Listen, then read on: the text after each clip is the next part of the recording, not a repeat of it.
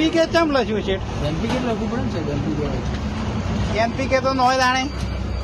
સાહેબ એનપીકે જ આવ્યું છે મારા જોડે, એનપીકે જ લખવું પડે ને સાહેબ, બીજું શું લખવાનું? એનપીકે હોય તો એનપીકે જ લખવાનું સાહેબ. એવું? એને ડીએપી એમ થોડું લખાય સાહેબ, જે હોય એનું જે નામ શબ્દ હોય એટલે લખાય ને. તમે એમ કહો કે ડીએપી તો ડીએપી થોડું લખાય. તારતા એનપીકે. એનપીકે હોય તો એનપીકે જ લખવું પડે ને. હા.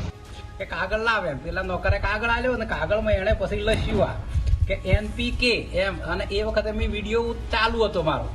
એનપીકે એમ લખ્યું, મેં કીધું એટલે એનપીકે ચમ લખે, એટલે આ એનપીકે ખાતર થોડું હે, આ તો બીજું હે. તાણી એ કે અમે તો આનું નામ એનપીકે જ રાખ્યું હે, એટલે ઓના તો 1200 રૂપિયા જ થઈ.